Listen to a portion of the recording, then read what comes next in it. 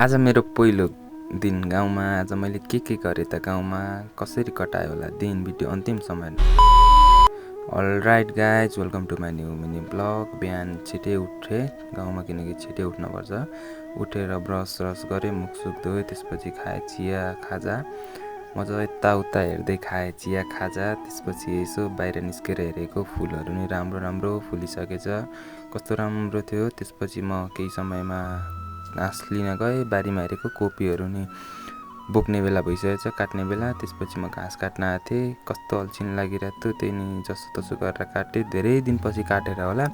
कस्तो अप्ठ्यारो भइरहेको थियो, काट्न पनि हात लागेको थिएन। त्यसपछि जसोतसो गरेर काटेँ। अलिकति काट्दा त हत्तु पसिना भइरहेको थियो गलेर। त्यसपछि लागेँ म घरमा गएर यसो भाइलाई हेरेको, पेटीमा निदाइरहेको छ उठाएँ।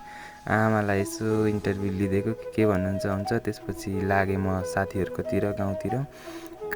त्यसपछि त्यहाँबाट यताउता हेर्दै गएँ साथीहरूकोतिर। केही समयमा म साथीहरूकोमा पुगेँ पनि, साथी त त्यहाँ थिएन, गाईहरू चाहिँ थिए। त्यसपछि यसो किचनतिर गएर हेरेको, भाइ भात खाँदै रहेछ। मलाई देखेर त गाँसै हालेन, के गरे होला क्यामेरा अगाडि ल्याएर सोच्दै थियो होला। त्यसपछि यताउता हेरेँ, बाहिर मौरी रहेछ टोक्छ भनेर त्यहाँबाट म लागेँ। त्यसपछि लागेँ म खाना खान।